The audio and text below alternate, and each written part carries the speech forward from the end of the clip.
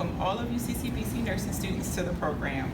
Us, as other students, got together and we brainstormed some of the most frequently asked questions or good topics that we could teach and give information on how to. First, we would like to say congratulations on getting to the program. So if you got in, that means you can make it. So we're going to cover study tips, clinical advice, as well as skill lab testing, stress management, and ATI. And we're going to give you some of the helpful hints that we found helpful so that you can be successful. So get your pen and paper and take notes. Hi everyone, my name is Megan. And I'm Brandy. And we're going to be talking to you about some study tips that we found really helpful for ourselves and hopefully for you to get you guys through nursing school.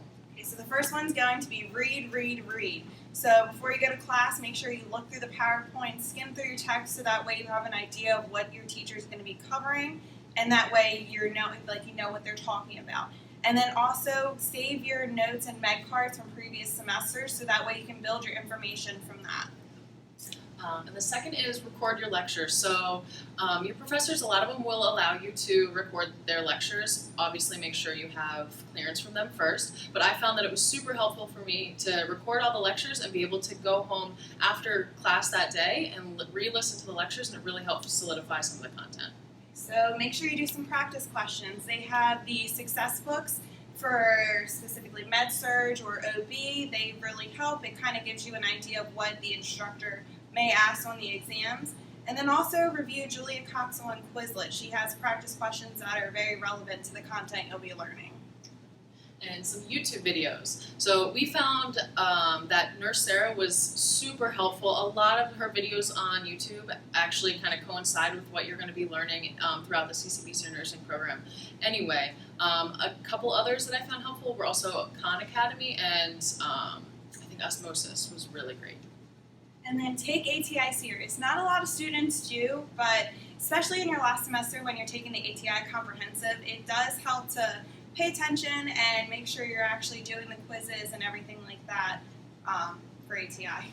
And the last one was to attend the SCR meetings. It just gives you a really great chance to kind of get together with your classmates and work through information you have already learned or that you're about to learn. And it just kind of gives you, more exposure to the content and is going to help you in the end. So we hope these study tips help, and good luck in the upcoming semester. Good luck, guys. You'll do great.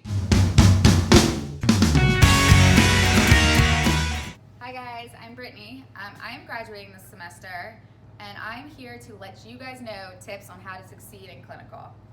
So first we're going to start off with uniform. Uniform's a huge part of clinical. You will get dinged if your uniform is off, so make sure you follow these tips.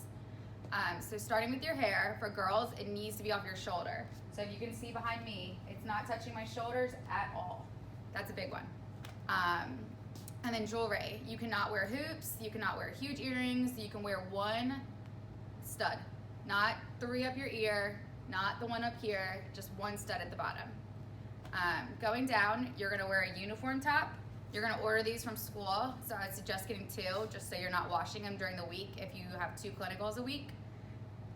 Name tags, you are gonna order these through school too, but get 2, because they're really easy to lose. Your badge from the hospital, you're usually gonna get a badge from your assigned hospital, and you're usually gonna wear your CCBC ID. So I'd suggest getting a retractable holder for this, and you can clip it right on your uniform, and it keeps it really easy to keep track of. Your pants, you're gonna order these blue standard pants from the school, so also get 2 of these. Socks, you need white socks, but also compression socks are a great suggestion for those people that have the 12-hour clinicals. They really help your legs stay comfortable and your feet.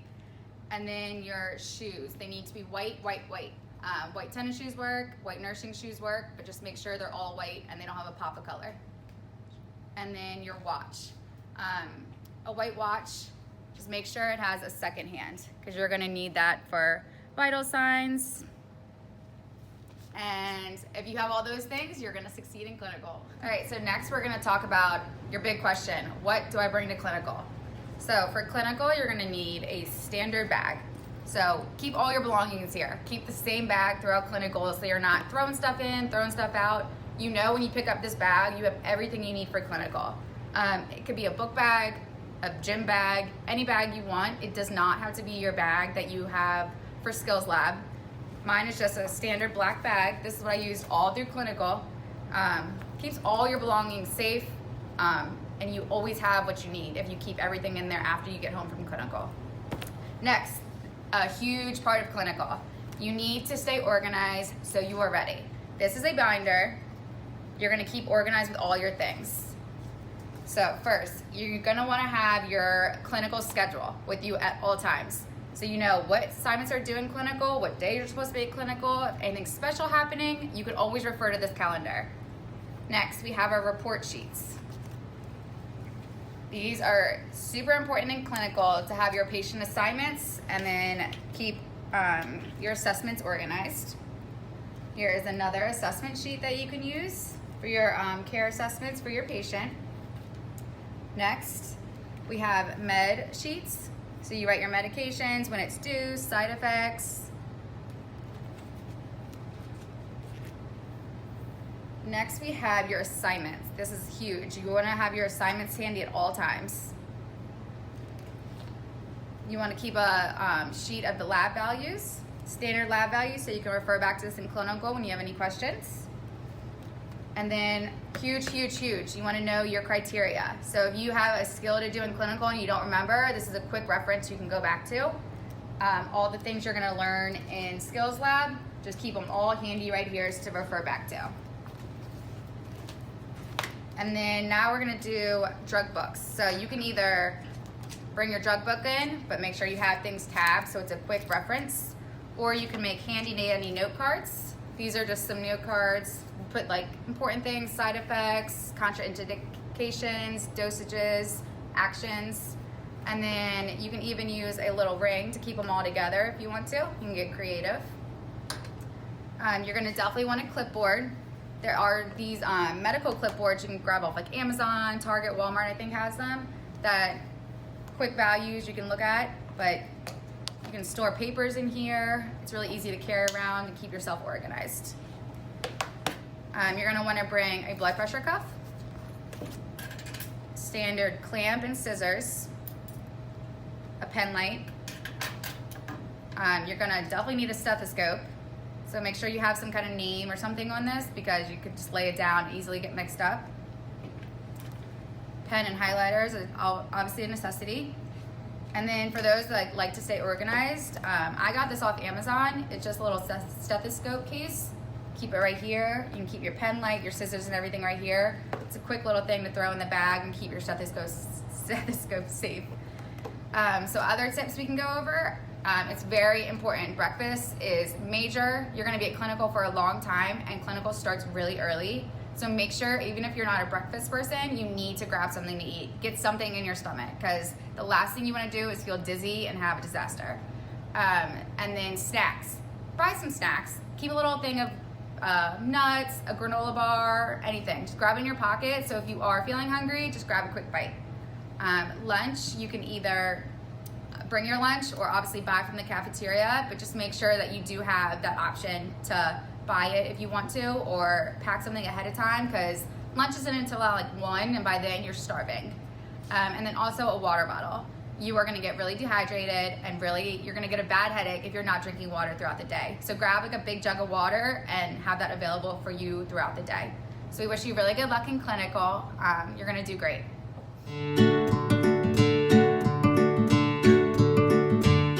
Hi, my name's Nicole, and I'm gonna give you some helpful tips on how to stay organized for skills practice and skills testing. So something that I found to be helpful is putting all of your supplies in one bag. So for example, IV primary and secondary, I have in one bag, trach suctioning in another, and wound care all in one bag. That way when you go to practice and testing, you just have everything together and you don't have to worry about getting all of your supplies and then having testing. I also have syringe little labels kept so I could study those. And just another tip is after you're done practicing, just put everything back how you found it. That way when you go into testing, you'll be good, and good luck. Hi everyone, my name is Erica, I'm a graduating nursing student, and I just want to talk to you a little bit about ATI. In in the beginning, it's going to seem really frustrating. You're not going to be able to find where things are, and that's okay. We all went through it. But really, ATI is there to help you prepare for your NCLEX. The remediation, you can use it to help you review topics that you maybe didn't understand before. But big point is don't slack on this.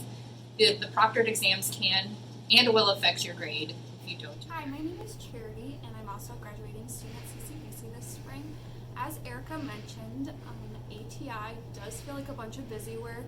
It does feel like, why do we have to do this? This is so dumb. But I will say that it is important. It's an important part of your grade. I also wanted to touch a little bit on the actual proctored exams. Every class at CCBC, besides your physical assessment course and the professionalism courses, you will have a test that you'll be required to take in the computer lab. And you'll have roughly 60 to 100 questions. You'll have about 1 to 3 hours to take the test.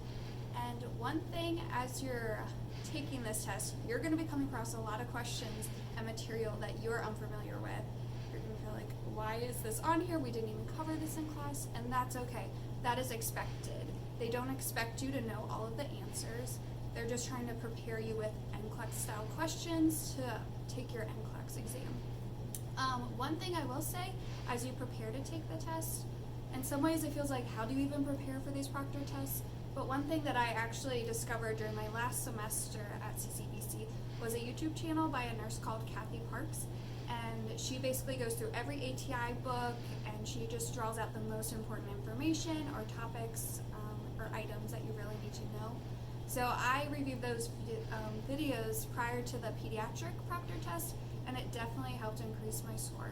So in all, I would just recommend maybe reviewing those videos if you have time, which I know who has time in nursing school, but definitely go over those before the proctor test, and hopefully that will help you be more successful in the proctor test. Good luck. And just a couple more things actually to help you review before you take the ATI proctored exams.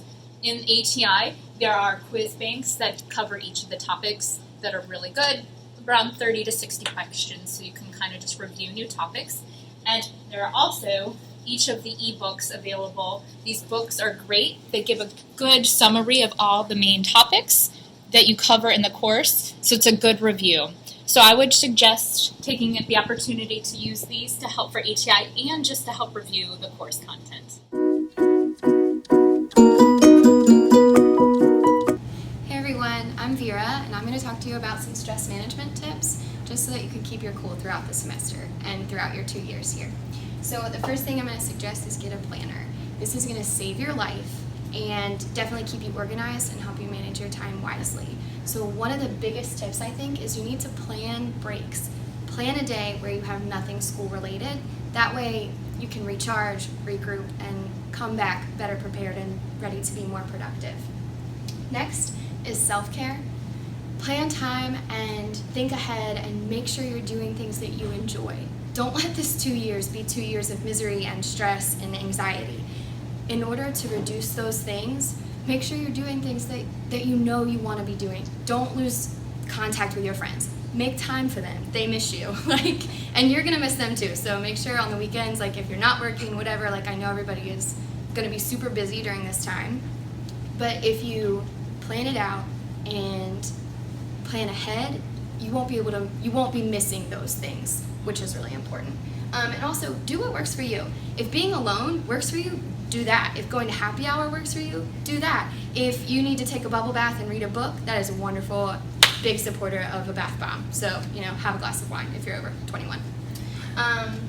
Also, make lists and prioritize. Whenever you're feeling overwhelmed, just list out every single thing you have to do and put them in order of what do I need to get done right now, what can wait till tomorrow, what do I need to do, in the time between work and school tomorrow or 3 days from now.